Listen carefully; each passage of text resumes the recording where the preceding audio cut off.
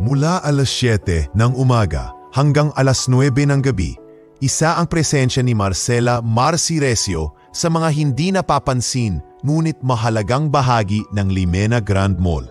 Isang gwardyang palaging nakatayo sa pintuan, naninimbang ng mga bag, ngumumingiti kahit walang bumabati at tahimik na nagsisilbi sa bawat taong dumaraan. Hindi uso sa kanya ang reklamo. Kahit nakatayo buong araw, kahit kumakalam ang tiyan, at kahit papaulit-ulit ang paborito niyang linya sa bawat bisita ng mall. Good morning po, paki-open lang po ng bag. Wala kang maririnig sa kanyang bibig kundi paggalang. Marcy, mag-overtime ka na naman? Tanong ni Benjo, dating gwardiya ring tulad niya na ngayoy utility aid na sa basement. Wala si Aling Presi hindi papasok. May sakit daw ang anak. Kailangan ko ring dagdagan yung pambayad sa ospital ni Mama.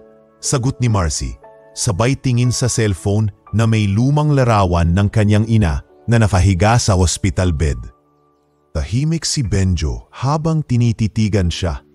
Alam niya ang hirap na dinaranas ni Marcy.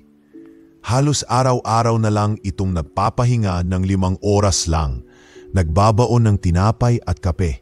At minsan ay sa kantin na mga janitor pa natutulog tuwing lunch break para lang makabawas sa gastos sa boarding house. Sa likod ng kanyang maayos na uniforme, itinatago ni Marcy ang isang pasaysayan na di karaniwang isinusulat. Bata po lang siya'y ulila na sa ama 1 linggo pagtatapos ng 8 niyang kaarawan. Binawian ng buhay ang ama nilang karpintero matapos mabagsakan ng scaffolding sa ginagawang gusali sa Mandaluyong. Naiwan silang mag-ina at dahil walang kasiguruhan sa buhay, napilitan silang manirahan sa ilalim ng tulay ng Pasig. Doon lumaki si Marcy, sa ingay ng mga rumaragasang jeep, sa usok ng tambutso sa panakanakang ulan na sumisingaw sa sako nilang bubong. Ngunit kahit ganoon, hindi kailanman naging marumi ang kanyang paningin sa buhay. Naniniwala siyang kahit sa putik, pwedeng sumibol ang bulaklak. Benjo, alam mo bang may tinatanong sa akin minsan kung bakit ako palaging nakangiti kahit parang wala namang dahilan para ngumiti? Sabay tawa ni Marcy habang inaayos ang kwelyo ng kanyang polo. Bakit nga ba? Tanong ni Benjo, habang inilalagay sa bag ang bitbit niyang plastik ng ulam para mamayang tanghalian. Kasi kapag hindi ako ngumiti, baka akalain ng mundo na natalo na ako. Hindi na muling nagsalita si Benjo. Tumingin na lang ito sa kanya at ngumiti rin. Isang ngiti ng pagkilala, isang ngiti ng paggalang.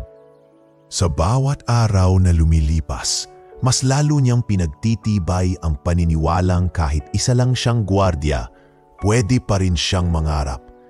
Sa isang notebook na may manipis ng pahina, isinusulat niya ang mga plano. Marcy Recio Security Training Center ang nakasulat sa itaas. May drawing pa ito ng maliit na opisina at ilang tauhan na may suot ding uniforme. Sa ilalim, may malaking salita, para sa mga kagaya kong hindi kayang pakinggan ng mundo pero kayang bantayan ito.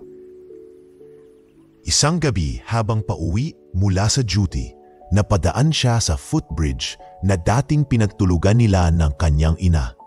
Hindi na siya napansin ng mga taong naglalakad dahil suot pa rin niya ang uniforme. Ngunit may luha siyang pinunasan habang nakatayo roon. Pa, kung nakikita mo lang ako ngayon, alam kong hindi pa ako mayaman, pero hindi na ako yung batang palaging nauulanan. Sa boarding house, maliit ang espasyo. May kama, electric fan at isang lumang aparador na may lamang 2 uniforme at 3 pirasong pantalon. Sa gilid, isang larawan nilang mag-ina na kuha mula sa photo booth at isang alkansyang lata ng biskit na puno ng barya. Tay, pangarap ko pa rin to, yung magkanegosyong sarili. Hindi man ako marunong mag-Ingles tulad nila sa taas, pero kaya kong maging boss ng sarili kong prinsipyo. Sa ospital, tuwing linggo ay binibisita niya ang kanyang inang si Lourdes Recio. Mahina na ito, hirap magsalita at nakaratay na dahil sa komplikasyon sa bato. Binibilhan niya ito ng paboritong banana Q mula sa tapat ng terminal, kahit madalas ay hindi na ito nakakain. "Ma," bulong ni Marcy habang inaayos ang kumot ng ina. "Hintayin mo pa ako ha. Dadalhan kita ng prutas pag-uwi. Baka sa susunod, hindi na sa ward ka, kundi sa private room na." Muli siyang bumalik sa mall kinabukasan. Dala ang parehong uniforme, parehong bitbit, ngunit mas matibay na loob. Hindi niya alam kung kailan tutuparin ng langit ang dasal niya. Pero handa siyang maghintay. "Marcy, tara na sa duty," tawag ni Greta, ang istriktong supervisor. "Opo ma'am, on my way na po." Sa likod ng bawat opo niya ay hindi basta pagsunod kundi panata. Isang palatang magtuloy-tuloy sa pangarap kahit walang kasiguraduhan.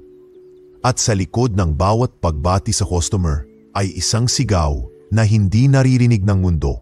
"Ako si Marcy, babaeng CQ, babaeng may pangarap." Maagang dumating si Marcy sa Limena Grand Mall. Alas 6 pa lamang ng umaga. Nakaupo na siya sa gilid ng guard post, nililinis ang sapatos gamit ang piraso ng basahan at mumurahing alkohol. "Magandang umaga, Marcy," bati ng isang janitor na si Mang Pedring. "Good morning po, Mang Pedring," sagot niya, sabay abot ng kanyang baong pandesal na nakabalot sa lumang diaryo. "Kumain po kayo kahit konti. Galing to sa panaderya sa tabi." "Abay salamat, iha. Ikaw talaga ang pinakamaginoong gwardya rito." Ngunit sa kabila ng ilang kabutihang kanyang naaani, tila mas marami pa rin ang hindi nakakakita sa kanyang pagkatao. Mga matang palaging mapanuri, mapanlait at mapanghusga. Mula sa mga bagong biling sapatos ng isang customer na pinapalinis niya sa entrance, hanggang sa branded bags ng mga socialite na ayaw magpabukas ng bag, araw-araw ay tila laban ang kanyang trabaho.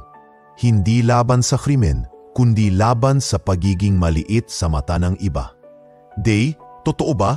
CQ pa rin siya hanggang ngayon?"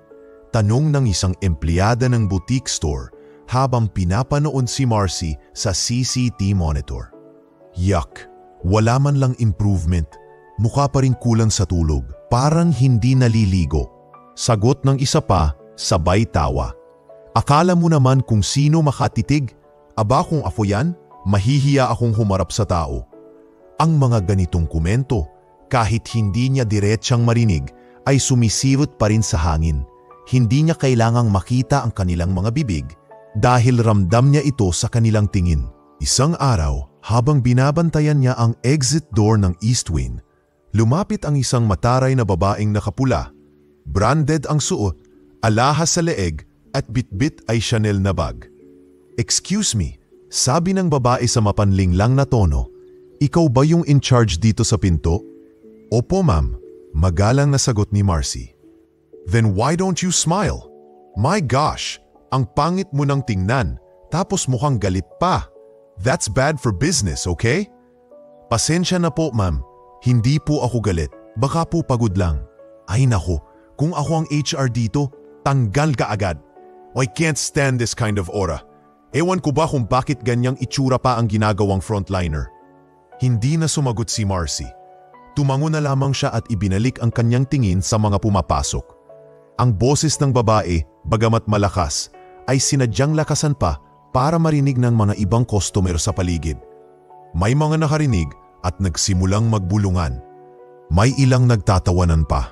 Sa CCTV control room, nakatanaw rin si Greta, ang supervisor, at imbes na rumesponde o pigilan ang paglalait sa tauhan niya, napailing na lang.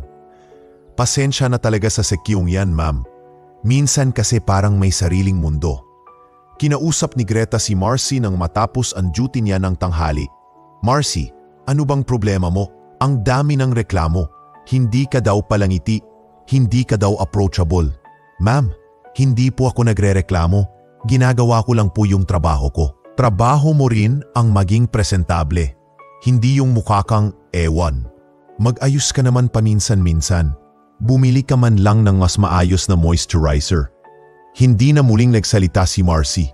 Tumango lang siya habang pinipigilan ang sariling luha. umiikot ang mundo ng mall sa liwanag ng mga chandelier, tunog ng mga foot traffic at ingay ng bentahan. Pero sa puso ni Marcy, tahimik ang sigaw ng damdamin. Pagsapit ng gabi, dumiretso siya sa ospital kung saan nakakonfine ang ina niya. Hindi na siya nag-uniform. Nakasuot lang ng lumang jacket at leggings. Bit-bit ang plastic bag na may saging at tinapay. Sa ICU wing, pumasok siya at umupo sa gilid ng kama ni Aling Lourdes. Mahina na ang boses nito, hindi na halos nakakakilala. Nasa pagitan na ng ulirat at kamatayan. "Ma, andito na ako," bulong niya habang inaayos ang hibla ng buhok ng ina. "Pasensya na kung ang tagal ko, daming tao sa mall, pero ayos lang. Kinaya ko naman." Pinisil niya ang kamay ng ina. "Naalala mo, sabi mo dati, kahit anong marinig ko sa labas, wag ko raw gawin batayan kung sino talaga ako. Ma, ang dami nilang sinasabi. Pero iniisip ko na lang, hindi nila alam. Hindi nila alam kung gaano kahirap maging matatag para sa'yo." Tumingala siya at pinilit ngumiti. "Alam mo ma, gusto ko sanang bumili ng bagong sapatos Pero sabi ko mas kailangan mo to. Isang buwan pa lang ako sa mall, ilang beses na kong pinagtawanan. Pero okay lang, basta may lakas ka pa, lalaban pa ako." Maya-maya ay lumabas siya ng ospital. Umuulan, wala siyang payong. Tuloy-tuloy ang hakbang niya sa madilim na kalsada. Bit-bit ang bag na basa na rin. Habang binabaybay ang kanto, papuntang terminal, huminto siya saglit, tumapat sa isang salamin ng saradong butika at tinitigan ang sarili. "Hindi mo kailangan maging maganda para tumayo sa harap ng mundo, Marcy." Bulong niya sa sarili. "Kailangan mo lang panindigan kung sino ka kahit walang pumapalakpak." Hindi na niya pinunasan ng luha. Hinayaan niyang mahulog ito kasabay ng ulan. Sa mga mata ng marami, siya ay isang simpleng gwardya, walang dating, walang kwento. Pero sa puso niya, araw-araw siyang lumalaban para sa isang pangarap. Hindi para sumikat, hindi para mapansin, kundi para makaligtas, para makatawid. At kung may Diyos man sa taas, alam niyang bawat buhos ng ulan ay hindi lang paghuhugas ng dumi ng katawan, kundi paghuhugas ng dungis na ibinabato ng mundo sa mga kagaya niyang hindi perpekto sa mata ng mayayaman. Mainit ang araw noon sa Limena Grand Mall. Sabay-sabay na bumukas ang mga pinto ng main entrance at bumungad ang matinis na tunog ng sapatos sa tiles, tila musika ng kapangyarihan. Isang lalaking matangkad, maputi at bihis na bihis sa beige suit na may gintong relo sa pulso ang pumasok, kasama ang 2 bodyguard at isang babaeng PA na naka-headset. "Good morning po," bati ni Marcy habang tinatapatan ng metal detector ang grupo. Walang sumagot, nagpatuloy lang sa paglalakad ang grupo. Ngunit ilang hakbang lang, tumigil ang lalaki sa gitna ng lobby. Lumingon ng direkta kay Marcy. May halong pang-uuyam sa mga mata. "Ikaw ba ang gwardya rito?" tanong ng lalaki, bahagyang umiling. "Opo sir, ako po si..." Ngayon ko lang nakita ang isang gwardyang hindi marunong tumingin sa mata ng kliyente. Singit niya, sabay tingin sa kanyang PA. "Record mo to." Inangat ng PA ang cellphone, naka-video mode. Nakatingin sa kanya si Marcy. Nagulat, pero hindi makakibo. "Alam mo ba kung magkano ang relo ko?" Sabay angat ng kamay ni Donnell, ipinapakita ang relong may brilyante. 200,000. Ikaw, magkano sahod mo sa isang buwan? 10? 15? Tahimik ang paligid. Ang ilang customer sa lobby ay napatingin. Ang ibang empleyado naman ay nakasilip mula sa kanya-kanilang tindahan. Tila naging entablado ang lobby at si Marcy ang ginawang palabas. "Pulubing gwardya," bulong ni Donnell, sabay tawa ng kanyang 2 bodyguard. Pero matapang sumita. "Next time, mumiti ka. Baka sakaling hindi ka ituring parang problema ng mall na to." Dahan-dahang bumalik si Marcy sa kanyang pwesto. Tahimik pa rin, pero ang panginginig ng kanyang kamay ay hindi na maikakaila. Hindi dahil sa takot, kundi dahil sa pagkapahiya. Makalipas ang ilang minuto, bumaba si Greta mula sa admin office. Mabilis ang lakad, may hawak na tablet. Halatang may nakita sa CCTV. Marcy, matalim ang tono ng boses. Anong nangyari? Bakit parang may reklamo na naman sa'yo? Ma'am, wala naman po akong nakita ko sa video. Parang nanlilisik ang mata mo sa VIP customer. Alam mo ba kung sino yun? Si Mr. Donel Sikya. Isa sa mga pinakamalaking negosyante dito. May 3 branches ng boutique sa loob ng mall. Regular VIP. Hindi ko po siya sinadyang banzim. Huwag mo akong daanin sa drama. Maging profesional ka naman minsan. Hindi porket may pinagdadaanan ka sa personal mong buhay, ilalampas mo dito sa trabaho. Yumuko na lang si Marcy. Hindi siya tinulungan. Hindi siya tinanong kung ano ang totoo. Hinusgahan siya agad base sa nakitang video. Isang video na ipinakalat pa ng PA ni Donel sa Instagram story nito. Pam with Donel, VIP versus sec yung di marunong ngumiti. Di lahat ng may uniforme ay may respeto. Kumalat ang video sa mga empleyado ng mall. Hindi ito naging viral sa social media, ngunit sapat na upang magkaroon siya ng bagong bansag sa mga staff. Pulubing guard. Kinagabihan, habang nasa ospital si Marcy, tahimik siyang nakaupo sa gilid ng kama ng ina. Hawak ang malamig na kamay ni Aling Lourdes, pinipigilan niya ang luhang kanina pa gustong kumawala. Ma, may tumawag sa akin na pulubi, sa harap ng maraming tao. Sa trabaho, tahimik lang ang ina. Mahina na ang hinga, pero bahagyang gumalaw ang daliri. Parang gusto nitong haplusin ang anak. Hindi ako sumagot, ma. Hindi ko sila sinagot. Pero ang sakit, ma. Hindi dahil tinawag akong pulubi. Sanay naman ako sa hirap eh. Pero dahil ang buong katawan ko gusto na lang matunaw sa hiya. Wala man lang akong kakampi. Lumapit si Benjo kinabukasan habang nakaupo si Marcy sa labas ng guard office. Uy, nakita ko yung video. Grabe no? Wala man lang nag-defendi sa'yo. Umiling si Marcy, nakatingin sa malayo. Alam mo ba Benjo, minsan iniisip ko kung totoo ba na dapat mo talagang lunukin lahat ng insulto kahit hindi mo naman kasalanan. Kasi kung hindi, saan ako pupulutin? Hindi mo kasalanan, Marcy, at hindi mo kailangang lunukin lahat. Pero kung gusto mong magtagal sa gubat na to, kailangan mong matutong huminga kahit puro usok. Tahimik si Marcy. Pa, sa kanyang bag, naroon pa rin ang kanyang lumang notebook. Binuklat niya ito at tumigil sa pahinang may nakasulat. Security agency para sa mga kagaya ko. Hindi para protektahan lang ang tao, kundi para protektahan ang dangal ng mga hindi pinapansin.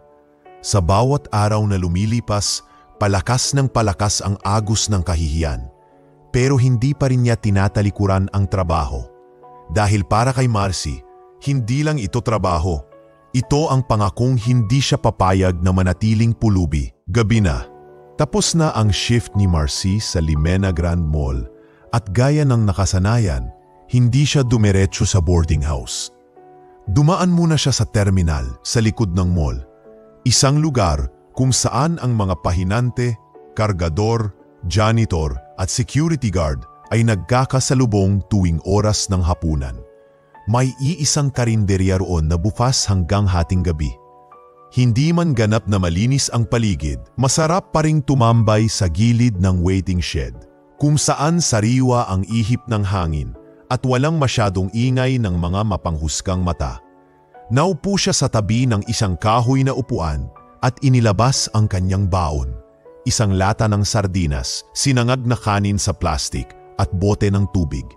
Wala pang 5 minuto, dumating si Benjo, nakasando at may bitbit na supot ng chichirya.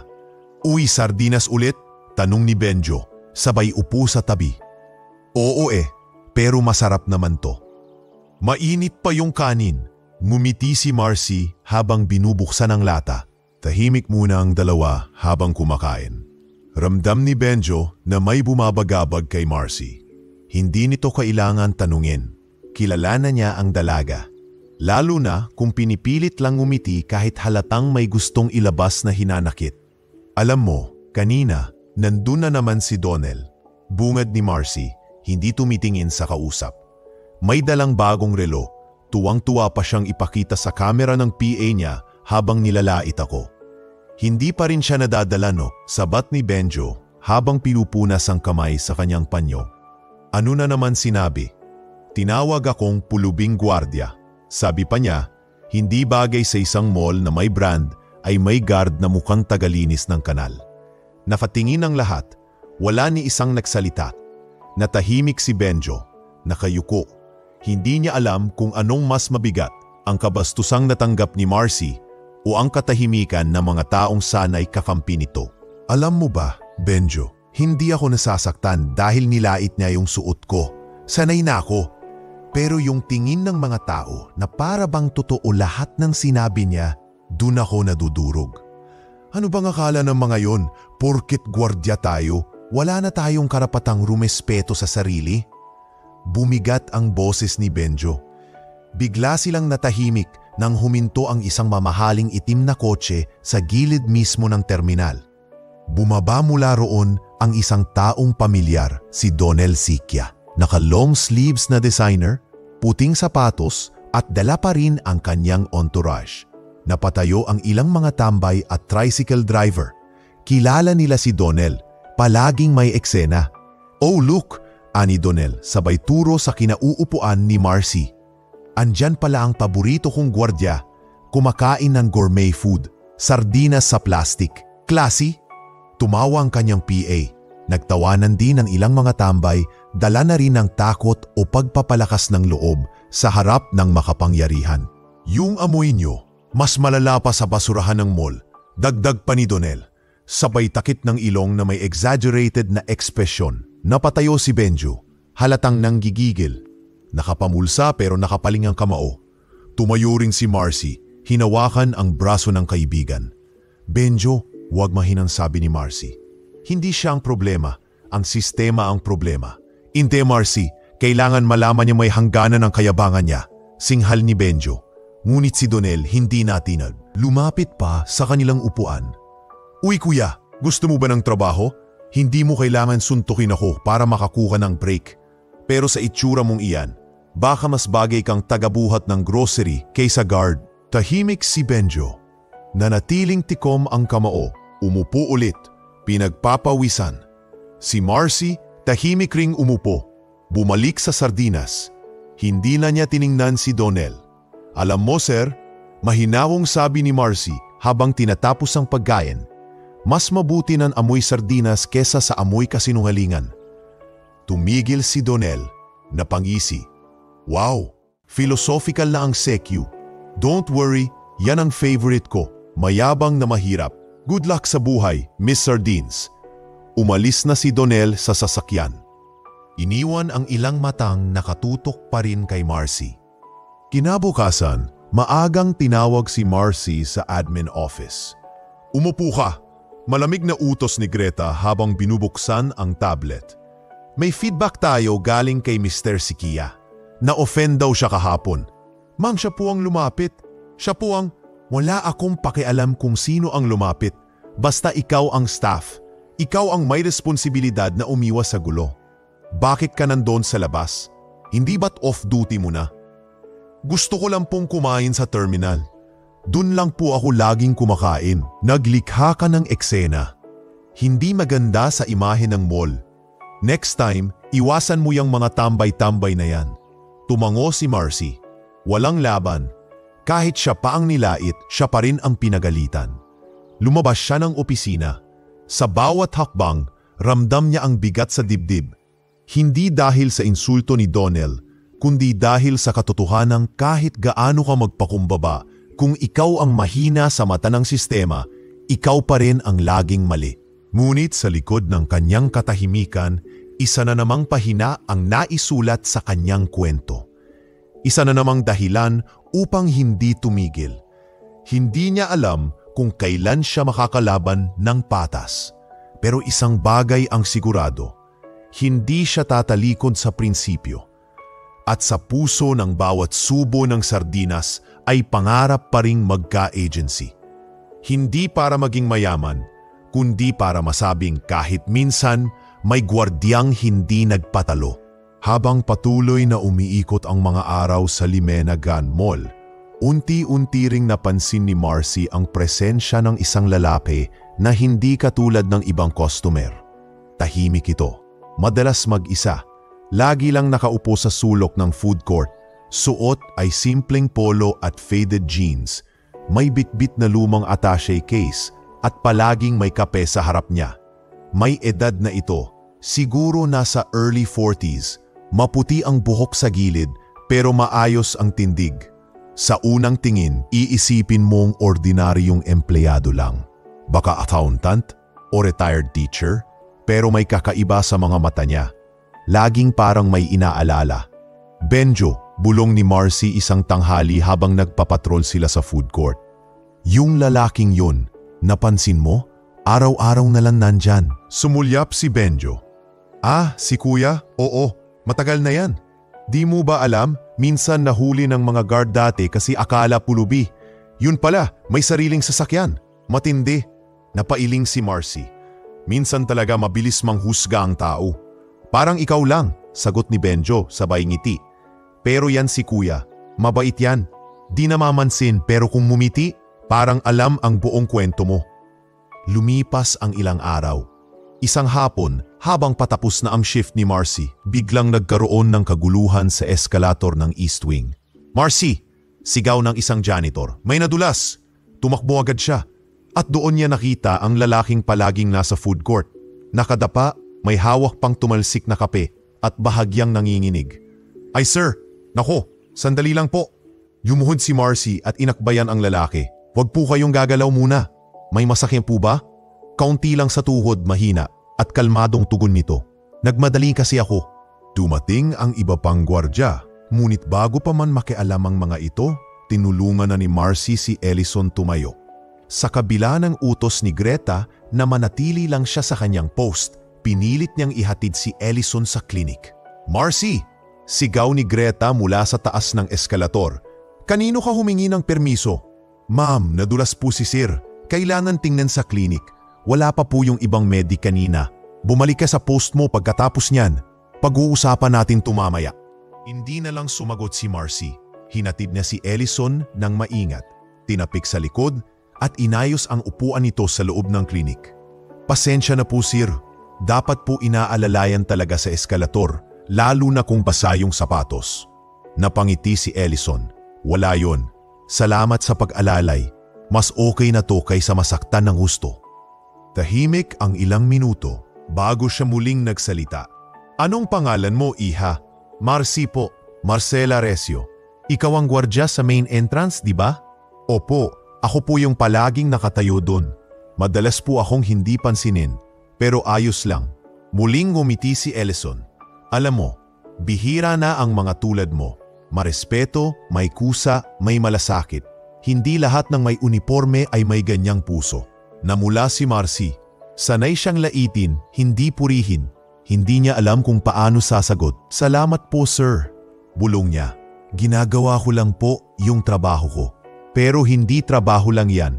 Tugon ni Ellison. Yung ganitong asal pag may malasakit ka sa di mo kaano-ano, hindi yan basta natuturo. Lumalabas lang yan sa mga taong may pinanggagalingan. Tumahimik si Marcy. Tumingin sa labas ng klinik kung saan bumababa na ang araw. Sir, sa totoo lang po, araw-araw ko pong iniisip kung hanggang kailan ako tatagal sa trabahong to. Hindi naman dahil ayoko, kundi dahil parang lahat ng tao, tingin sa amin mababa. Parang palamuti lang sa pinto ng mall. Bakit ka pa nagtitiyaga? Tanong ni Ellison habang inaayos ang tuhod. Sa pilitang tiyaga, sir, sagot ni Marcy. May sakit po kasi ang nanay ko. Nasa ospital po siya. Hindi ko po kayang tigilan to hanggat wala siyang gamot. At nangangarap din po ako. Balang araw, gusto kong magtayo ng sarili kong security agency. Para sa mga patulad kong gwardiya na may dangal kahit wala sa ranggo. Napatingin si Ellison. Sa unang pagkakataon, tila may nakita siyang mas malalim pa kay Marcy. Isang kaluluwang hindi lamang nagtatrabaho, kundi may laban. Anong pangalan ng agency mo balang araw? Biro niya. Bahagyang ngumiti si Marcy. Naisip ko po dati, tagapagtanggol security agency. Parang superhero pero totoo. Tumawa si Ellison. Gusto ko yan. Hindi dahil astig ang pangalan, kundi dahil may puso. Tumayo na si Marcy. Mauna na po ayo sir. Kailangan ko pong bumalik sa post. Baka sermonan na naman ako mamaya. Hinawakan ni Ellison ang kanyang braso. Hindi para pigilan, kundi para pasalamatan. Marcy, huwag kang matakot sa sermong hindi mo kasalanan. Minsan, mas mahalaga yung konsensya mo kaysa utos ng nakakataas. Hindi na siya sumagot. Tumango lang, sabay alis pabalik sa duty. Habang lumalayo siya, napatingin si Ellison sa hawak niyang kape na ngayoy malamig na. Sa likod ng malamig na inumin ay mainit na paghanga. Marcela Recio, mahinang pulong niya. Ikaw ang klase ng empleyadong di dapat binabaliwala. At sa sulok ng food court kinabukasan, nakaupo ulit si Ellison. Pero hindi lang para sa kape, kundi para abangan muli ang gwardyang may ngiti sa likod ng pagod. Ang gwardyang hindi pa niya kilala, ngunit tila matagal na niyang gustong kilalanin. Pagsapit ng Hulyo. Halos araw-araw ay may buhos ng ulan sa Maynila. Ang Limena Grand Mall ay palaging puno ng pasang sahig. Reklamo ng customer at tunog ng sapatos na lumilikha ng chop-chop sa tiles. Ngunit sa labas ng entrance gate, si Marcy ay nakatayo pa rin. Basa ang balikat, ang buhok ay kumakapit sa kanyang pisngi, at ang uniforme may mga mantsa na mula sa ulan at alikabok. 11:00 ng umaga. Ang kapalit niyang gwardya ay hindi dumating. Masama raw ang tiyan, sabi ng admin. Ibig sabihin si Marcy ang kailangang magbantay ng double shift. Isa na namang araw ng pagtitiis. Isa na namang araw ng pag-aantay ng kabutihang loob mula sa mundo na tila walang pakialam. Lumapit sa kanya si Benjo, may dalang pansamantalang payong. Marcy, gusto mo bang ako muna dito habang magpahinga ka man lang saglit? Umiling si Marcy. Bawal, Benjo. Nandyan si Ma'am Greta. Baka matanggal pa ako.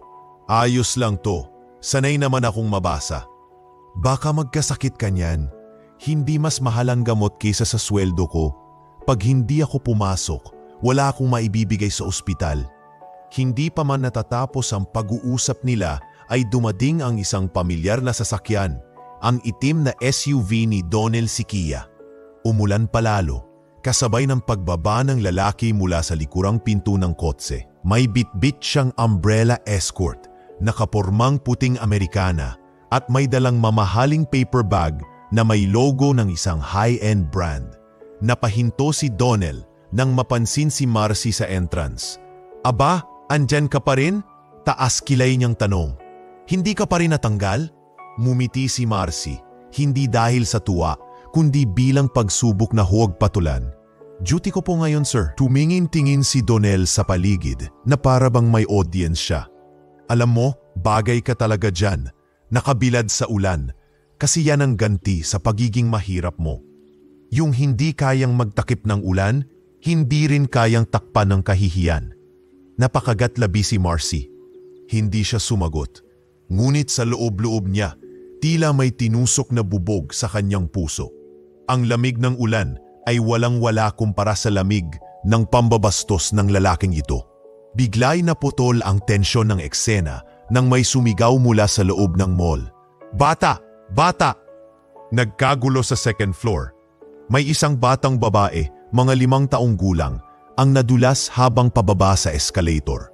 Umikot ito at sa bilis ng pangyayari, tila walang staff o gwardyang makalapit agad. Agad tumakbo si Marcy. Basa man at pagod, tinanggal ang sapatos at isinuksok ito sa tagiliran. Lumusot siya sa pagitan ng mga tao. Akyatin sana ang gilid ng escalator, ngunit madulas. Diyos ko, bulong ni Greta mula sa taas habang hawak ang walkie-talkie. Wala pa ang medic! Tinuloy ni Marcy ang pag-akyat sa gilid. Tinulungan siya ng ilang janitor. Umabot siya sa bata, inabot ito habang umiiyak at dahan-dahang dinuhat mula sa gitna ng gumagalaw na escalator. Tahan na, tahan na. Andito na si ate, bulong ni Marcy habang inaalalayan ang bata. Basa na ang kanyang buong katawan, nanginginig na ang tuhod. Pagbaba niya sa unang palapag, Sinalubong siya ng nanay ng bata. Ay salamat po. Hindi ko alam kung anong mangyayari kung... Tumangulang si Marcy. Binigay ang bata at gumiti, bagamat nanginginig na sa ginaw. Walang palakpakan, walang announcement, walang papuri mula sa management.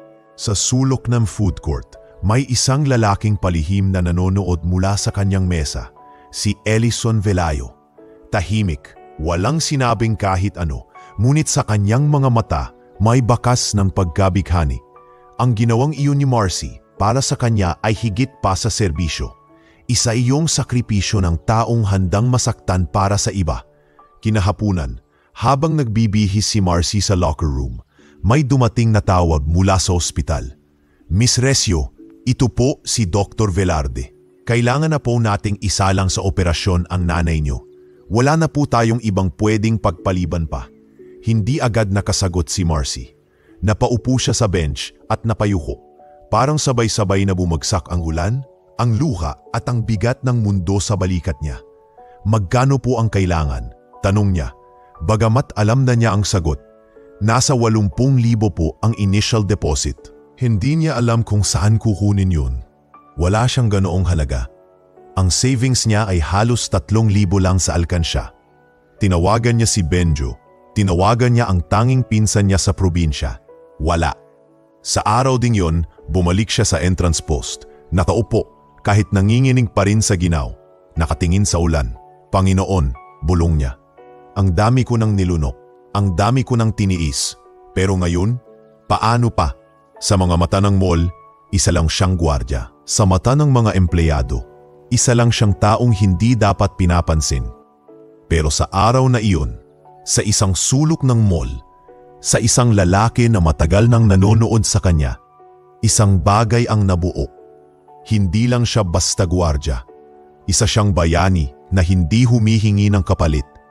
At darating ang araw na ang sakripisyo niyang ito, ang pagkatuyo ng kanyang katawang basa sa ulan, ang katahimikang nilunok niya sa bawat insulto at ang kabayanihang hindi napansin, ay babalik sa kanya sa paraang kailanman ay hindi niya inaasahan. Isang mainit na hapon sa Limena Grand Mall. Bagamat tila payapa ang paligid, ang mga mamimili ay naglalakad. Ang mga speaker ay patuloy sa pagtugtog ng jazz instrumental at ang mga tindahan ay puno ng promosyon. Sa loob ng admin office, may isa na namang laban na hindi nababalita.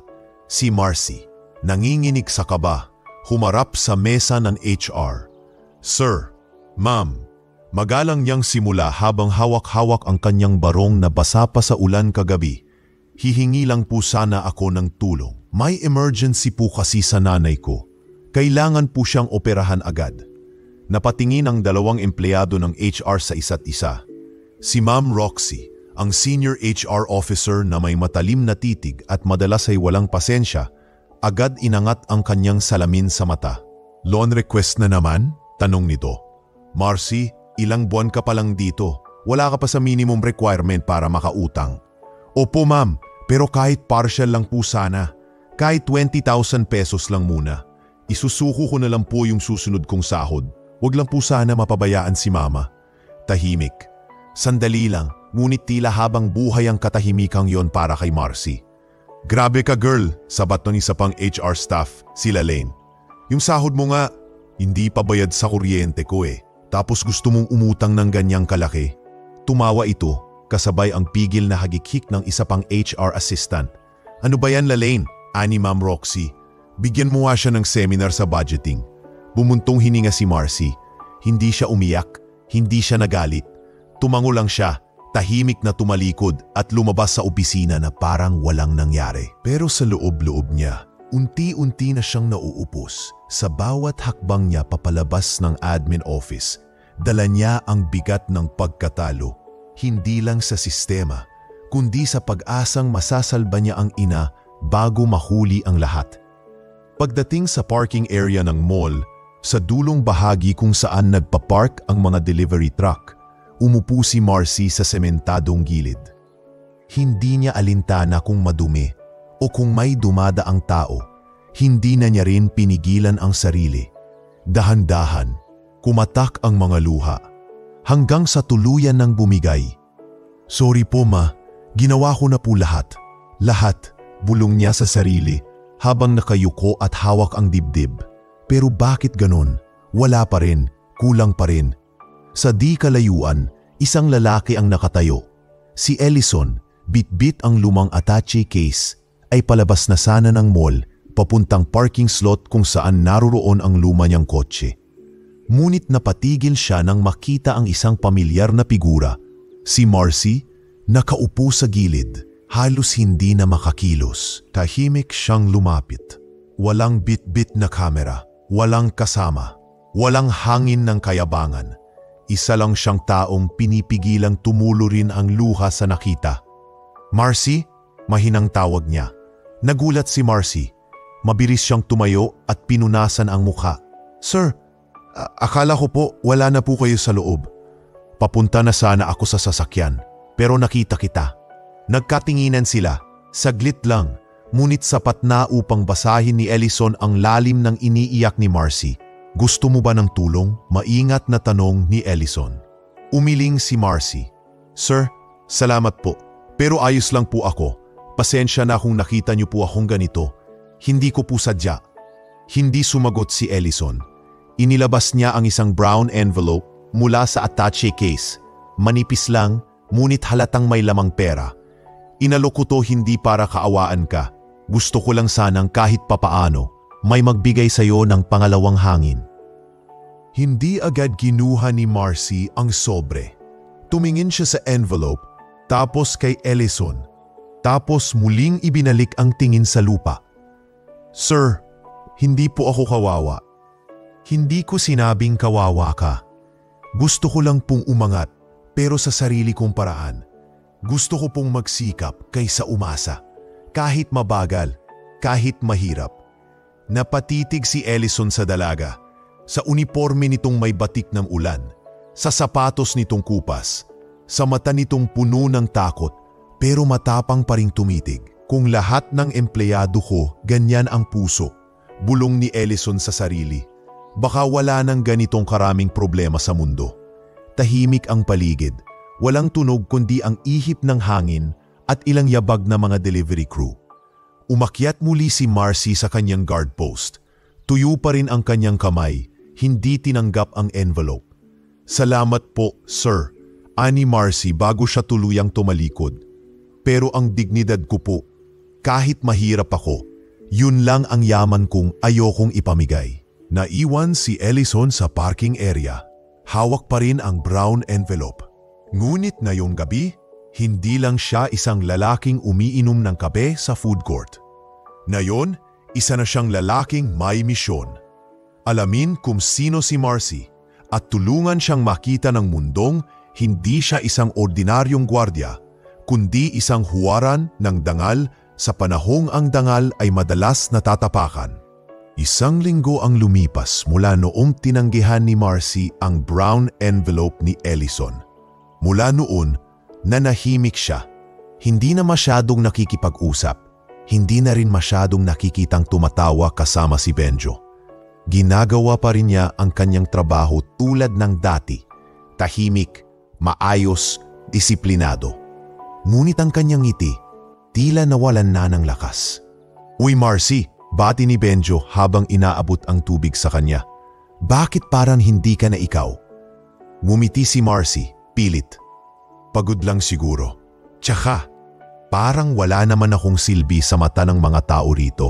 Benjo, kahit anong sipag ko, parang wala pa rin." "Abay hindi no. Kung walang silbi, edi sana tinanggal ka na."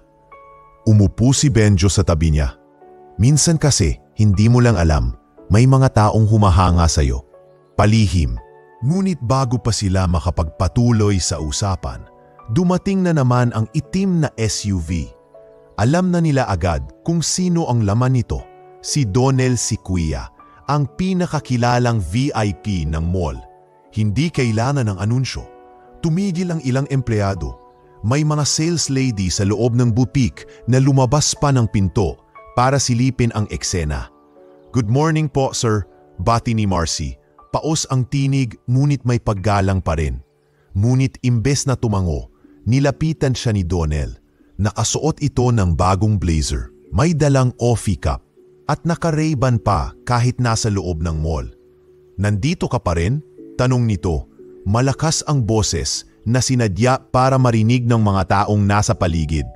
Akala ko ba may disiplina ang HR ng mall na to? Napatigil ang ilang tao. May ilan nang nagsimula maglabas ng cellphone. Ang iba, pinipilit pigilan ng tawa. Nararamdaman ni Marcy ang pamumuo ng luha sa sulok ng kanyang mata. Ngunit hindi siya nagpahalata. "Sir, ginagawa ko lang po ang trabaho ko." Mahinang tugon niya. "Trabaho?" sabat ni Donnell. Lumapit ng halos magdikit ang kanilang muka. "Alam mo ba kung anong trabaho ng gwardiya?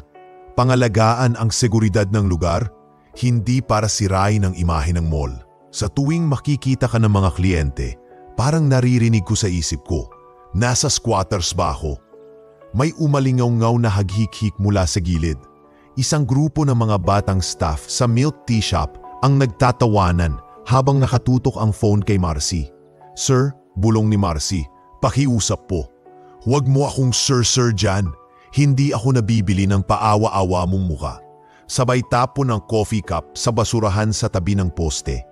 "Tatawag ako sa management. Ikaw ang salot sa customer service." Sa likod ni Donnell, tahimik lang si Greta, ang supervisor. Naroon siya mula sa simula, ngunit ni hindi lumapit o sumaway. Hawak pa rin ang tablet, pinapanood ang lahat. Para bang isang ordinaryong insidente lang ito na bahagi ng araw-araw na gulo sa mall. "Ma'am Greta?" Halos pabulong na sambit ni Marcy habang lumilingon.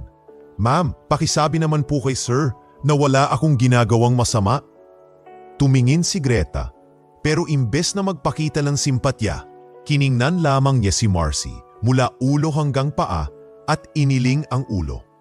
"Huwag kang magsimula ng drama rito, Marcy," malamig na sabi ng supervisor. "May mga customer tayong ayaw ng gulo. Tumahimik ka na lang at tapusin ang shift mo." Parang binuhusan ng malamig na tubig si Marcy. Napalunok siya. Hindi na niya kaya magsalita. Nakatayo lang siya sa harap ng pinto ng mall habang si Donnell ay muling lumapit at tinapik siya sa balikat. Hindi para damayan, kundi para insultuhin palalo. "Pasalamat ka, gwardya ka lang. Kasi kung empleyado kita, matagal na kitang tinanggal." Muli, ang paligid ay napuno ng bulungan, hagigikan, at ang tunog ng mga camera shutter. Ngunit isang tunog ang puminit sa hangin. Vroom! Lahat ay napalingon sa papasok na convoy ng mamahaling sasakyan. 3 itim na SUV, isang luxury van, at isang puting sedan na may escort motorsiklo. Mabilis ang kilos ng mga gwardya sa paligid. Maging si Greta ay nataranta. "Sino yan? Anong meron?" "Ma'am, mukhang VIP ng head office." Sigaw ng isang gwardya mula sa kabilang wing. Bumukas ang pinto ng unang SUV. Lumabas ang 2 bodyguard. Mabilis na tumakbo ang ilang mall manager papunta sa harap. At mula sa gitnang van, bumaba ang isang pamilyar na mukha. Hindi sa mata ng karamihan pero sa puso ni Marcy. Si Ellison Velayo, nakasuot ng simpleng suit ngunit ang presensya ay kayang patahimikin ang buong lobby. "Sir," agad na lumapit ang isa sa mga operations head. "Hindi po kami informed na darating po kayo ngayon." Tahimik lang si Ellison. Sa halip na pansinin ang mga namumuno sa mall, tumingin siya kay Donnell. Diretso, walang taba, walang pagkukunwari. Nagkatinginan silang dalawa. Ang lalaking sanay na mag-utos at ang lalaking tahimik ngunit may dalang kapangyarihan. "Good morning," saad ni Ellison sa mababang tinig, ngunit ramdam ang otoridad. "Mukhang may mainit na eksena dito ah." Napatigil si Donnell. Napansin niyang maraming mata na ngayon ay hindi na nakatuon kay Marcy, kundi sa kanya. At si Marcy, nanatiling nakatayo. Basa ang noo sa pawis pero matikas pa rin ang pagkakatindig. Hindi niya alam kung ano ang susunod. Pero sa unang pagkakataon, naramdaman niyang hindi na siya nag-iisa. Isang uri ng katahimikan ang bumalot sa buong lobby ng Limena Grand Mall. Hindi dahil sa awalan ng ingay, kundi dahil sa bigat ng presensya ng lalaking bagong dating, si Ellison Velayo. Nakaitim na blazer at simpleng relo sa pulso ay tahimik lamang na lumapit sa gitna ng kaguluhan.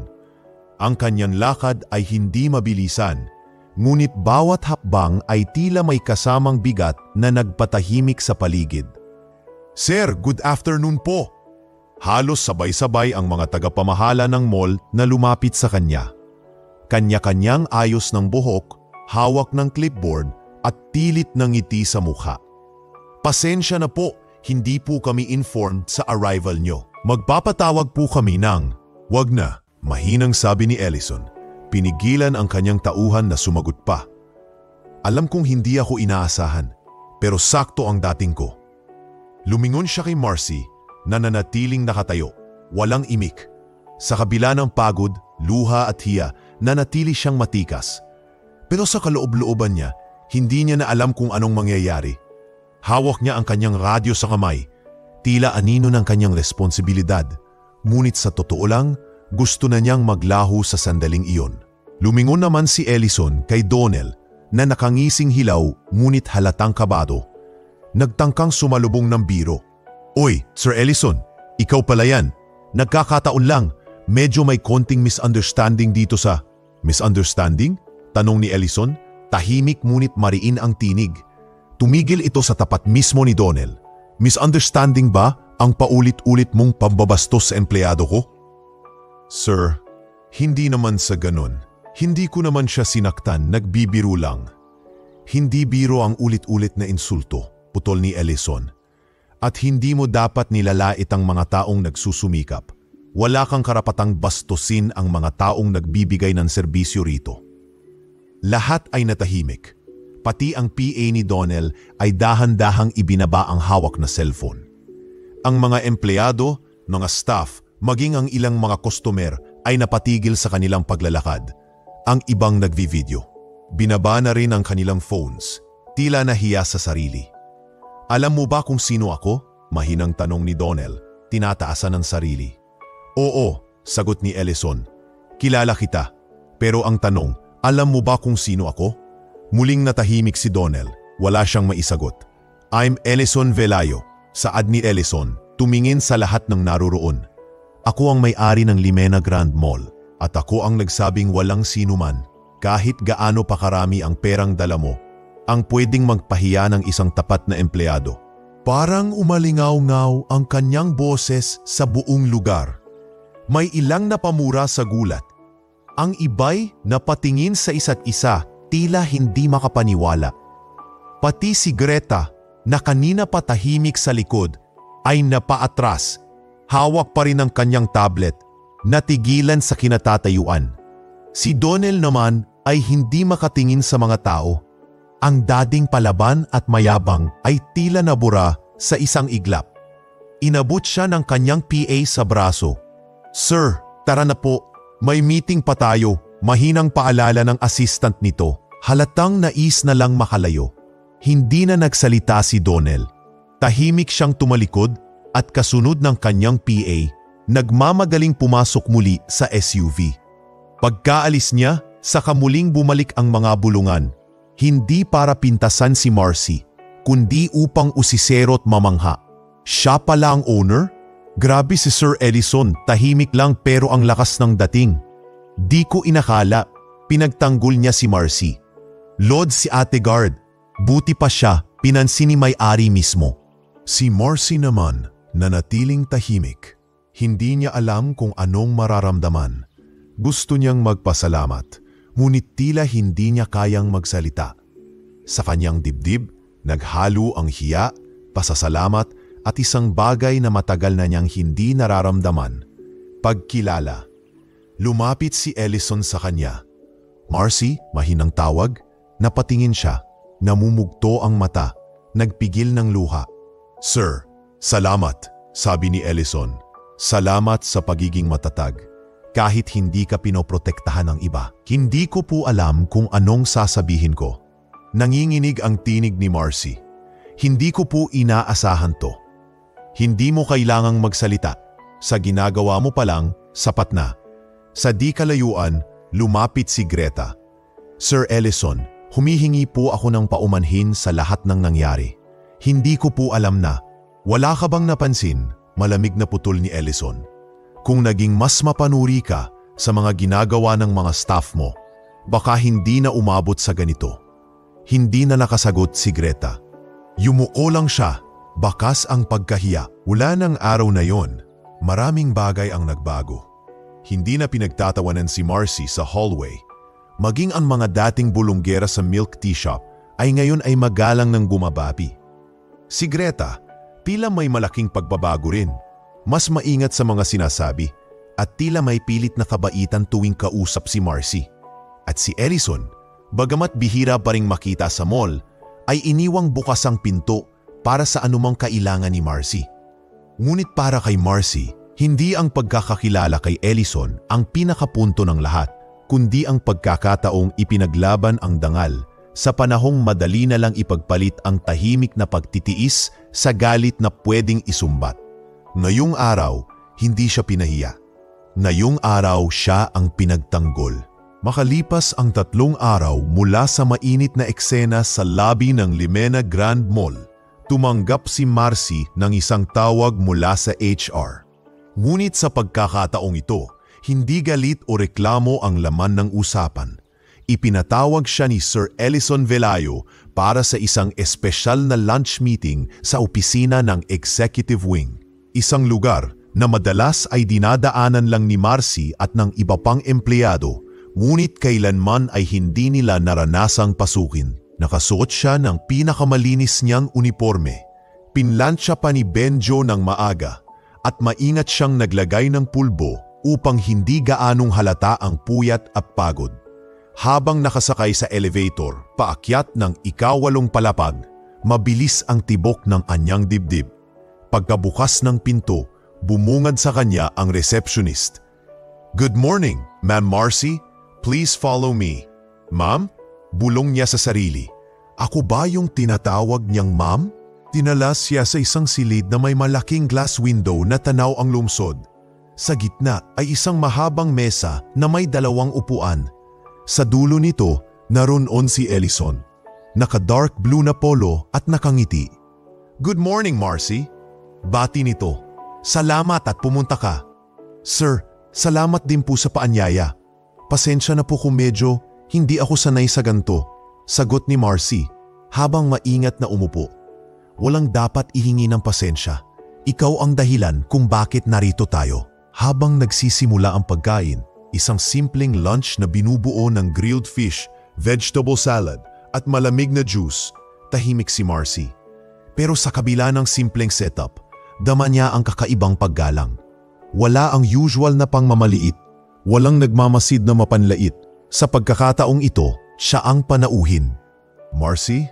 Bungad ni Ellison habang inaabot ang isang envelope na may logo ng mall. "Ito ang aming munting pagkilala sa iyo. Inside is your Special Commendation Award. Bilang empleyadong may pinamalas na katapangan at dignidad sa kabila ng pang-aapi." Napatitig si Marcy sa envelope. Hindi siya agad gumalaw. "Sir, hindi ko po alam kung karapat-dapat ako dito. Ginawa ko lang naman po yung trabaho ko."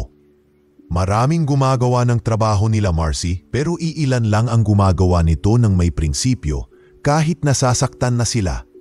Bumukas pa ang isang sobre na iniabot ni Ellison. "At ito ay ang buong suporta ko para sa ina mo. Sagot ko na ang kanyang gastusin sa ospital mula operasyon hanggang recovery." Naluha si Marcy, nanginginig ang kamay. "Hindi ko po alam kung paano kayo pasasalamatan. Hindi mo kailangan, pero may isang bagay lang akong gustong ialok pa." Lumabas si Ellison at may inabot na maliit na folder na may logo ng isang private institute. Scholarship ito para sa training sa business management at security operations. Nakapartner kami sa institusyon na to at gusto kong ikaw ang unang scholar ng bagong programang ilulunsad namin. Protektado, may dangal. Hindi agad nakapagsalita si Marcy. Tumulo lang ang luha. Mula sa pagiging binastos, na yon ay pinagkalooban siya ng respeto. Mula sa pagkakaila, na yon ay tinuturing siyang ehemplo. Sa mga sumunod na linggo, lumaganap ang kwento ni Marcy. Sa mga employee forums, may mga nagbahagi ng kanyang karanasan. Sa isang sikat na Facebook page para sa mall workers, nagtrending ang headline, "Tiyu, si Q na binastos ng customer, kinilala ng may-ari ng mall bilang Brave Guard, inspirasyon sa lahat ng manggagawa." May mga comment. Si Ate Marcy ang dahilan kung bakit hindi ako nawawala ng gana magtrabaho. Dati akong nagbabantay sa basement parking, idol ko na siya ngayon. Pag may integrity ka, kahit gaano ka kababa sa mata ng iba, aangat ka rin. Maging ang mga dating mapanghusga sa mall ay tila nag-iba ng tono. Si Greta, ang kanyang supervisor, ay nagpatawag ng maikling pulong sa lahat ng security staff at admin employees. Nakaharap si Marcy. Halos hindi makatingin sa kanya si Greta. "Marcy, sa harap ng lahat, gusto kong humingi ng tawad. Hindi ko inakalang mali ang naging reaksyon ko sa mga pangyayari. Patawad kung hindi kita pinotrektahan noon." Tahimik si Marcy, pero kita sa kanyang mga mata ang malalim na pag-unawa. "Ma'am," sagot niya, "hindi ko po hiningi ang pagtatanggol, pero pinangarap ko pong maramdaman yung pagiging patas. At ngayon, salamat po." Samantala, si Donel Siquia ay tuluyan nang na-blacklist sa lahat ng branch ng Limena Grand Mall. Pinadala ang sulat mula mismo sa opisina ni Ellison. Ang anumang negosyo ay hindi dapat pinangungunahan ng kayabangan. Ang mall na ito ay hindi tahanan ng pang-aapi. Wala nang nakakita kay Donel sa loob ng mall. Ayon sa balita, pati ibang establishments ay nag-back out sa joint ventures nito dahil sa issue. Minsan, may karma nga, pero mas masarap kapag ang hustisya ay nanggaling sa dangal. Ngunit higit sa lahat, nagsimula nang maabot ni Marcy ang isa pa niyang pangarap. Sa isang sulok ng kanyang boarding house, habang pinagmamasdan ng envelope ng scholarship, binuksan niya ang kanyang luma at kupas na notebook. Dati-rati, sulat kamay lang ang nakalagay na Marcy Recio Security Agency. Ngayon, nilagyan niya ito ng bagong pahina. Malinis, maliwanag. Tagapagtanggol Security Academy para sa mga bayani ng kalsada at komunidad. At sa ilalim, isinulat niya, "Kung may puso kang lumaban ng marangal, hindi mo kailangang sigawan ang mundo para mapansin. Lalapit ito sa iyo ng kusa." Makalipas ang 6 na buwan, sa isang maliit na ospital sa lungsod ng Quezon, may isang kwarto roon na puno ng liwanag at katahimikan. Nakaupo si Marcy, suot ang simpleng blusa at maong, hawak ang mangkok ng lugaw habang marahang sinusubuan ang kanyang ina. "Ma, dahan-dahan lang po," aniya, habang pinupunasan ng tissue ang gilid ng bibig ng matandang babae. Gumiti si Aling Lourdes, ang kanyang ina.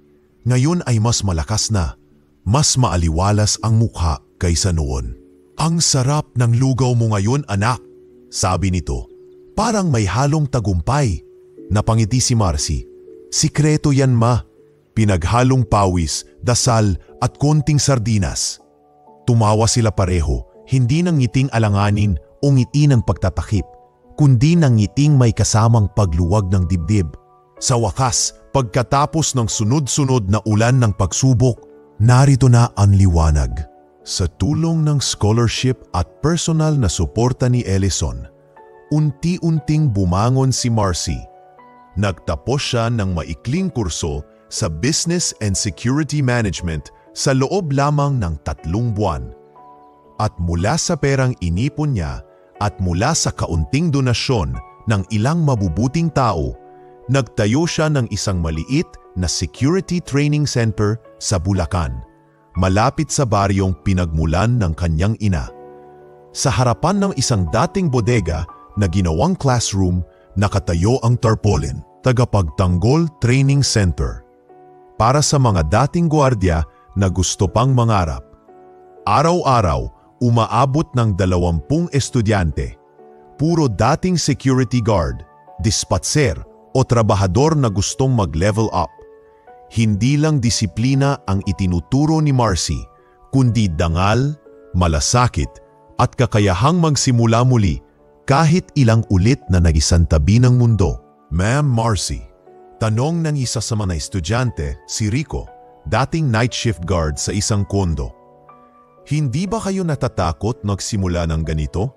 Wala pa kayong puhunan noon, di ba? Takot? Sagot ni Marcy habang nagpiprint ng modules. Laging andyan yan. Pero kung mas takot kang manatiling alipin ng sistema kaysa sumubok bumangon, yan ang totoong lakas.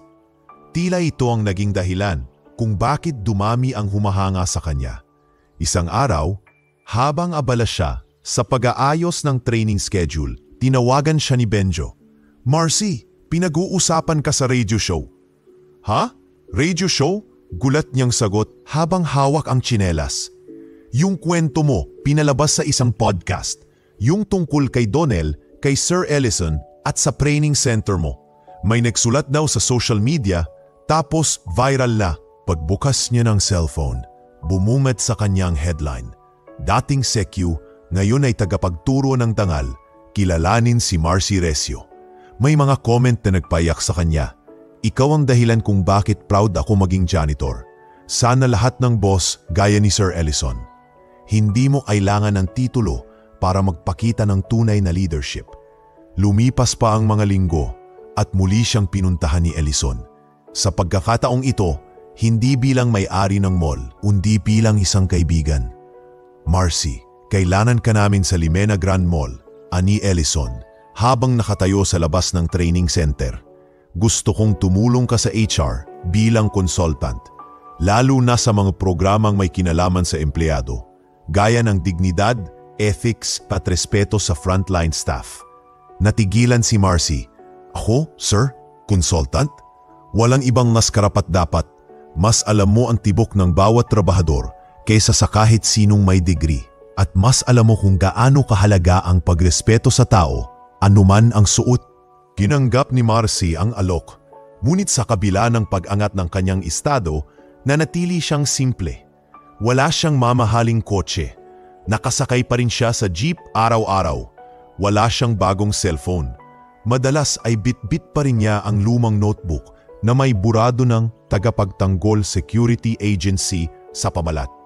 Hindi siya lumipat sa malaking bahay. Nanatili siya sa isang simple tahimik na apartment na may silid para sa kanyang ina at espasyo para sa mga dokumento ng training center. Minsan, napadaan si Greta sa opisina ni Marcy sa HR. Bit-bit ang ilang papeles. Medyo alanganin ang kilos. Tila may gustong sabihin. Marcy, Consultant Marcy, ma'am, gusto ko nang sana ulit humingi ng tawad.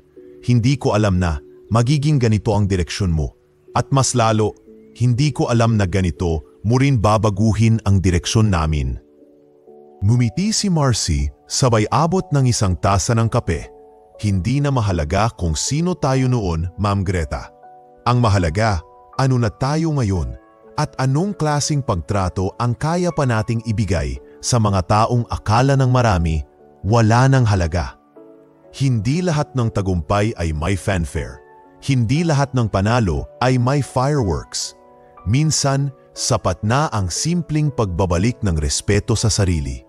Ang pagbubukas ng pintuan para sa iba at ang paninindigan na kahit gaano ka kababa sa paningin ng lipunan, may lugar ka sa mundong kayang gumalang at magmahal. Si Marcy, ang babaeng minsang tinawag na pulubing Sekyu, ngayon ay tinatawag na ina ng mga tagapagtanggol. At sa bawat estudyanteng pumapasok sa kanyang center, sa bawat empleyadong nakakausap niya sa HR, sa bawat taong naaala ang kanyang kwento, isang mensahe lang ang paulit-ulit niyang iniiwan. Hindi kailangang sumigaw para marinig. Minsan, sapat na ang tumindig. Isang gabi sa lungsod, sa isang marangyang events hall sa Makati, nagtanghal ang samahan ng manggagawang Pilipino ng taunang gabi ng pagkilala. Isang gabi para sa mga hindi madalas nabibigyang pansin, ngunit patuloy na nagpapamalas ng kagitingan sa mga ordinaryong trabaho. Habang nagsisidatingan ang mga imbitado, may isang babaeng nakasuot ng simpleng cream-colored dress na hindi masyadong halata, ngunit agad makikilala kung kilala mo ang kanyang kwento. Si Marcy Recio, dating gwardiya ng Limena Grand Mall, ngayoy tagapagturo ng dangal at konsultant sa HR, ay tahimik lang na nakaupo sa ika-4 na hanay ng upuan. Hindi dahil sa hiya, kundi dahil sa paniniwala niyang hindi niya kailangang laging nasa unahan para mapansin. Ilang saglit lang, inawag ang kanyang pangalan. Gayong gabi, ating kilalanin ang isang babaeng naging simbolo ng lakas, kababaang loob at integridad. Dating CQ, ngayon ay isa sa pinakakilalang mukha ng dignidad sa serbisyo. Ladies and gentlemen, our most inspiring Filipino Worker of the Year, Marcela Recio. Tumindig si Marcy, halos ayaw pang lumakad sa entablado. Nang hawakan niya ang microphone, kita sa mata niya ang munting luha, ngunit hindi iyon luha ng kahapon. Iyon ay luha ng tagumpay na galing sa suga. Hindi sa swerte. Maraming salamat po, bungad niya. Pero hindi po ito kwento ng tagumpay. Isa po itong kwento ng pagkabigo, ng pagpakiya, ng pagbagsak. Pero sa dulo pinili ko pong tumayo. Tumayo ang mga tao para palakpakan siya. May ilang gwardiya sa audience ang pumalakpak ng mas malakas. Mga katulad niya rin noon. Ilang araw ang lumipas, bumalik si Marcy sa Limena Grand Mall. Hindi bilang empleyado, hindi bilang konsultant, kundi bilang isang ordinaryong bisita. Suot niya ang simpleng polo at slacks, may bit-bit na tote bag. Pagpasok niya sa main entrance, ang mga bagong gwardya ay agad na tumayo at nagbigay galang. Ma'am Marcy po ba kayo? Tanong ng isang sekyong bata pa, mukhang nasa early 20s. Tumawag po si Ma'am Greta kanina, sabi bantayan daw kayo pag dumating. Mumiti si Marcy. Hindi ko na kailangan ng bantay. Ngayon, gusto ko lang balikan ang dati kong pwesto. Lumatad siya papunta sa sulok sa kanan ng main entrance. Naroon pa rin ang dating guard post. Bagong pintura na ngayon, mas maliwanag ang ilaw at may bagong CCTV dome sa taas. Sa pwestong iyon, minsang tinawag siyang basurang gwardya. Sa pwestong iyon siya pinalait, pinahiya at pinatahimik. Ngunit sa pwestong iyon din siya tumibay, natuto at tumayo. Habang pinagmamasdan ang paligid, may lumapit sa kanyang isang babae. Kilalang kilala niya. Marcy? Napalingon siya. Si Lalaine, dating HR staff na minsang tumawa sa kanyang kahilingan ng loan. Lalaine, kamusta? Maayos. Ikaw, grabe, ibang-iba ka na ngayon. May ngiti si Lalaine, ngunit may bakas din ng hiya sa mata. Gusto ko lang sana humingi ng tawad. Noon, hindi ko inintindi yung pinagdadaanan mo. Akala ko kasi, trabaho lang yan. Pero mali pala. Mali ako. Lumapit pa ang isang sales lady mula sa butik na dating palaging nakatingin sa kanya mula ulo hanggang paa. Ate Marcy, sorry din po. Isa po ako sa mga tumawa noon. Pero ngayon, kayo po yung dahilan kung bakit hindi na ako basta bumibitaw sa trabaho. Hindi na nakapagsalita si Marcy. Hindi siya nagtanong ng paliwanag. Umiling lang siya, mumiti at tinapik sila sa balikat. Salamat sa paglapit niyo. Hindi natin kayang balikan ang lahat, pero kaya nating ayusin kung anong natitira. Habang nag-iikot siya, napadaan siya muli sa guard post. Naroon ang isang bagong gwardya, payat, medyo nerbyoso at mukhang first day pa lang sa trabaho. Ma'am Marcy, bati ng lalaki. Ako po si Jake. Bago lang po ako rito. Narinig ko na po yung kwento nyo. Kamusta ka naman dito? Tanong ni Marcy habang inaayos ang bulsa ng uniforme ni Jake. Kinakabahan po, lalo na pag may mga pasaway na customer. Baka mapahiya rin po ako. Tumango si Marcy, tumingin sa kanya ng diretsyo. Jake, sa pwesto yan, minsan mararamdaman mong ikaw ang pinakahuling tao sa mundo. Pero huwag mong kalimutan, ikaw din ang unang tao na sinasalubong ng bawat bisita. Nagulat si Jake sa lalim ng sinabi. Nakakatakot po, ma'am? Oo, pero tandaan mo to, sabay abot ng isang papel na may nakasulat na quote. Hindi natin hawak ang simula, pero hawak natin kung paano tayo babangon. Kahit ilang beses ka pang igupo, ikaw pa rin ang may huling salita kung tatayo ka ulit. Kinuha ito ni Jake at tiningnan ng matagal. Ngumiti siya at tumango. Sa paglabas ni Marcy ng mall, huminto siya saglit at tumingin sa langit. Hindi na siya gwardya, hindi na siya kinukutya. Pero sa puso niya, mananatili siyang bahagi ng pwestong minsang naging dahilan ng kanyang pagkalugmok at pagbangon. At sa likod ng bawat kwento ng pang-aapi, panlalat at pagtitiis, may isang pangalang dahan-dahang naging sagisag ng tapang at dignidad, Marcy Recio. Ang sekyung hindi tumiklop. Isang araw ng Sabado, sa loob ng isang simpleng multipurpose hall sa bayan ng San Rafael, Bulacan, dinagsa ng mga manggagawa mula sa iba't ibang panig ng probinsya ang seminar sa dangal at karapatan ng manggagawang Pilipino. Sa harap ng entablado, nakaupo ang mga gwardya, utility staff, tindera, driver at ilang kasambahay. Pawang tahimik ngunit may mga matang sabik matuto. Sa gitna ng entablado, suot ang simpleng puting polo at maong. Naroon si Marcy Recio. May hawak na wireless mic at may ngiting hindi pa rin nawawala sa kanyang mukha kahit ilang taon na ang lumipas mula nang siya ay minsang tawaging pulubing gwardya. Alam nyo, panimula ni Marcy, marami pa rin ang nagtatanong sa akin kung bakit hanggang ngayon hindi pa rin ako nagmamaneho ng kotse, hindi ako lumipat sa Ondo at hindi ko ginawang negosyo ang kwento ko. Ang sagot ko, kasi hindi ko kailanmang ginusto ang yaman. Ang gusto ko, yung respeto. Yung maramdaman mong pantay ka kahit hindi ka milyonarya. Mabilis ang palakpakan mula sa mga nakikinig. May ilang napaluha habang ang iba'y tumango na para bang nakita nilang sarili sa bawat salitang lumalabas sa bibig ng babae sa entablado. Matapos ang seminar, bumalik si Marcy sa bago nilang tirahan. Isang maliit ngunit maaliwalas na bungalow sa isang tahimik na komunidad.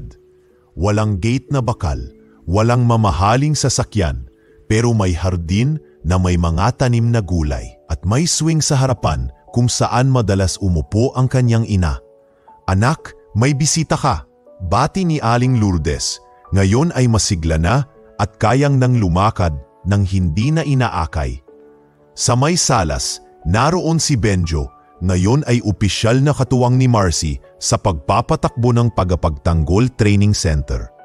Ang dami na namang inquiries, Marcy. May taga-Bataan, taga-Quezon, gusto raw sumali sa susunod na batch ng trainees, ulat ni Benjo habang tinutupi ang flyers. Sabihin mo, priority pa rin natin yung mga nawalan ng trabaho ngayong taon. Yung mga hindi nakatapos ng pag-aaral, gusto ko silang unang mabigyan ng slot. Tugon ni Marcy habang inaabot ang listahan ng aplikante. Alam mo Marcy, ani Benjo habang nakatingin sa kanya, hindi ka nga naging milyonarya pero ikaw lang ang kilala kong binabalikan ng daan-daang tao para pasalamatan. Napangiti si Marcy. Yun lang naman talaga ang gusto ko. Yung may bumalik at sabihing maraming salamat po ma'am kasi naniwala kayo na kaya ko. Sa isang bahagi ng kanyang buhay, dumating si Reyna, isang batang babae na nasa edad 10 na minsang napag-alamang binubuli sa kanilang paaralan dahil sa hitsura at kalagayan sa buhay. Isa sa mga estudyante sa training center ang nadala sa kanya kay Marcy. Matapos makitang umiiyak ito sa tapat ng tindahan. Bakit ka umiiyak, iya? Tanong ni Marcy habang pinupunasan ang luha ng bata. Tinawag po akong pangit, saka mahirap, at bobo. Hikbi ng bata, tumingin si Marcy sa kanya, sabay yakap. Alam mo ba, may nagsabi rin yan sa akin noon? Pero ngayon, nagtuturo na ako sa mga taong tinatawag akong walang mararating. Simula noon, inalagaan na ni Marcy si Reyna. Pinapasok niya sa eskwelahan, pinakain, binilhan ng mga gamit, at higit sa lahat, tinuruan ng pagmamahal sa sarili. Hindi na siya itinuturing na tagapagtanggol lamang ng mga manggagawa. Siya na rin ngayon ang naging ina ng isang batang muling pinaniwala sa sariling halaga. Sa araw ng ikalimang anibersaryo ng Tagapanatanggol Training Center, muling isinagawa ang selebrasyon sa lumang bodega na ginawang pasilidad. Isang malaking tarpaulin ang nakasabit sa likod ng entablado. Dating sekyu, ngayoy tagapagturo ng dangal.